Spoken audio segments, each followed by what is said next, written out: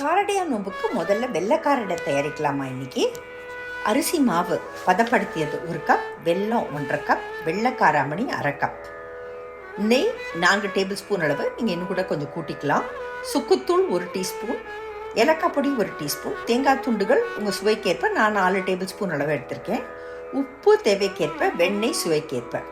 முதல்ல பதப்படுத்தியதான அரிசி மாவை நல்ல ஒரு வாயகலமான வானிலையில் போட்டு வதக்கிக்கலாம். அரிசி மாவை பதப்படுத்த அரிசி மாவை ஊற போட்டுட்டு அதை நிழலில் நல்லா ஒரு 7-8 மணி நேரம் காய வச்சு அதை மிக்சியில் பிடிச்சி நல்லா அதை சலித்து எடுத்தோன்னாக்கா நம்மளுக்கு பதப்படுத்தின அரிசி மாவு கிடைக்கும். அதை நல்லா வறுத்து எடுத்துருக்கோம்.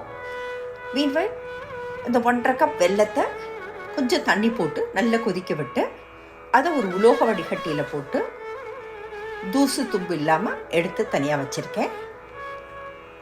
மீன்வைல் காராமணியை நல்ல ஒரு 7-8 மணி நேரம் போல் ஊற போட்டு 2 விசிலுக்கு ப்ரெஷர் குக் பண்ணி தனியாக எடுத்து வச்சுருக்கேன்.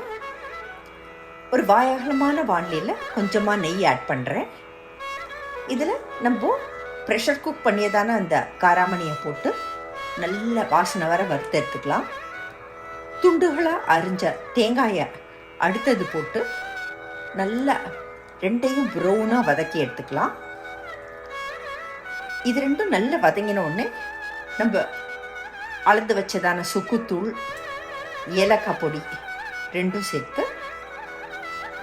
நல்ல ஒரு பட்டி விட்டுக்கலாம்.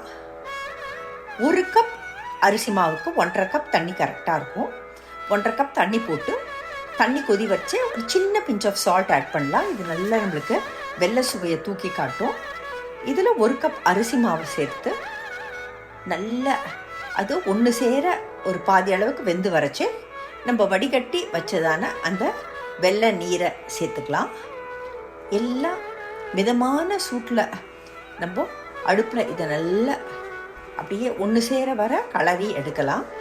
எடுத்து நல்லா ஆற வச்சுட்டு இது சிறு உருண்டைகளாக உருட்டி ஒரு வாழை இலையில் கொஞ்சமாக தண்ணி தடவி உள்ளங்கையில் இந்த காராமணி மாவுலேருந்து நம்ம இதை வடைகளாக ஷேப் பண்ணி இதை ஆவியில் வேக வைக்கலாம்.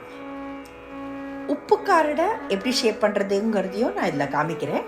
உப்பு காரடை பற்றி எங்கள் வீடியோவை நீங்கள் போய் பார்க்கலன்னா கண்டிப்பாக போய் பாருங்கள். இன்றைக்கி நான் இதை ஒரு எலக்ட்ரிக் குக்கரில் ஸ்டீம் பண்ணுறேன்.